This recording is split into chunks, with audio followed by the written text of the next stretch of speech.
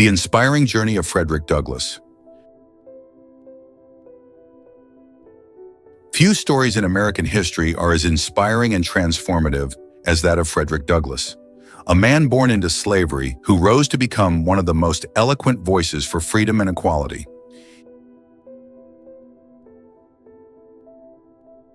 His life is a testament to the power of determination, education, and courage in overcoming insurmountable odds. Frederick Augustus Washington Bailey was born in February 1818 on a plantation in Talbot County, Maryland. Like many enslaved people, he was separated from his mother at an early age and knew little about his father, rumored to be his white enslaver.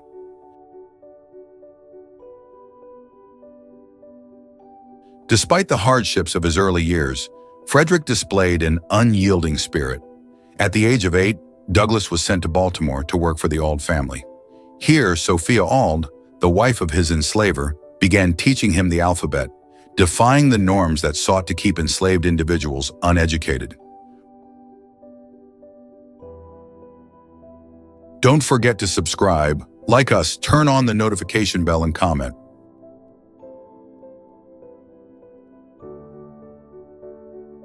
When her husband forbade her from continuing, warning that education would make enslaved people unfit to be a slave, Douglass became even more determined to learn.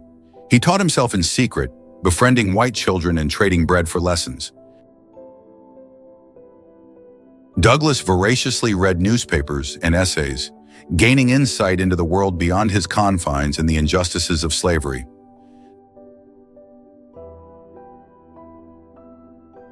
This thirst for knowledge solidified his belief that education was the key to freedom. As a teenager, Douglass was sent back to the eastern shore of Maryland, where he endured brutal treatment under Edward Covey, a man known as a slave breaker. After months of physical and emotional abuse, Douglass fought back in a fierce confrontation.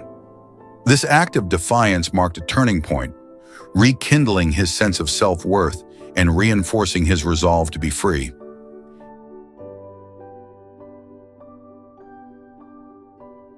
In 1838, at the age of 20, Douglass escaped slavery disguised as a sailor and armed with borrowed identification papers.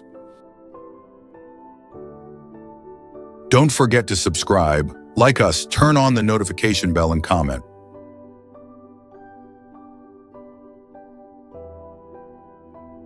He reached New York City and later settled in New Bedford, Massachusetts, with his wife Anna Murray, a free black woman who had supported his escape.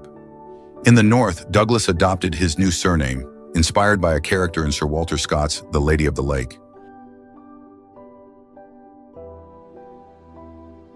Once free, Douglass dedicated his life to the abolition of slavery. His eloquence and commanding presence quickly established him as a powerful orator. In 1841, at an anti-slavery convention in Nantucket, his impromptu speech moved the crowd, marking the start of his career as an abolitionist.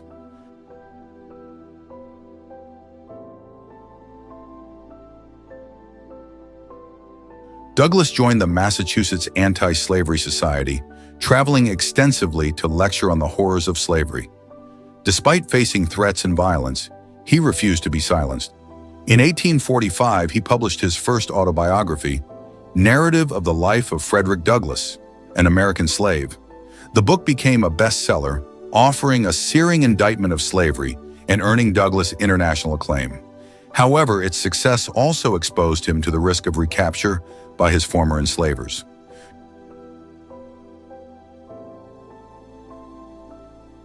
To ensure his safety, Douglass traveled to Ireland and Britain, where he was warmly received. Supporters raised funds to purchase his legal freedom, allowing him to return to the United States.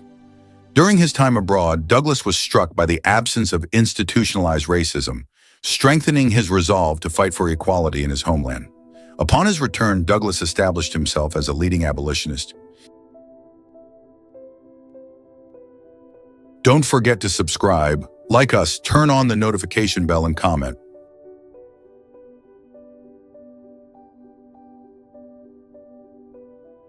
In 1847, he founded the North Star, a weekly newspaper dedicated to anti-slavery advocacy.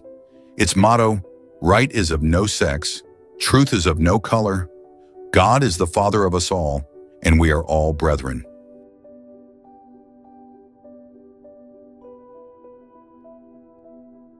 Encapsulated his vision for an inclusive and just society. Douglass's activism extended beyond abolition. He was a staunch advocate for women's rights, attending the Seneca Falls Convention in 1848 and supporting women's suffrage. He believed the fight for justice was interconnected and that true equality required ending all forms of oppression.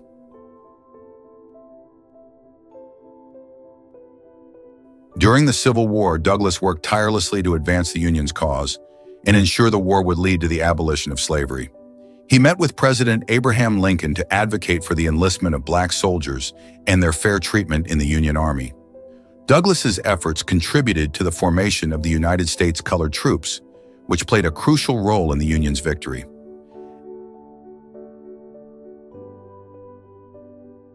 After the war, Douglass continued his advocacy, pushing for Reconstruction policies to secure civil rights for freedmen. He held several government positions, including U.S. Marshal for the District of Columbia and Minister Resident to Haiti. Don't forget to subscribe, like us, turn on the notification bell, and comment.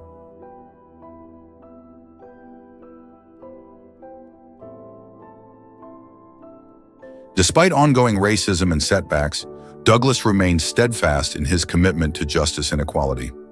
Douglass's legacy is one of profound impact. His writings, speeches, and activism helped dismantle slavery and laid the groundwork for the civil rights movements that followed.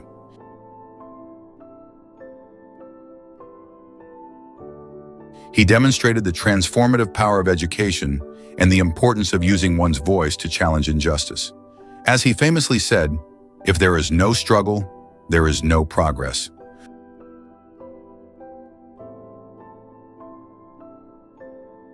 Frederick Douglass passed away on February 20th, 1895, at the age of 77. His life's journey, from a child born into bondage to a statesman and champion of liberty, remains a beacon of hope and inspiration.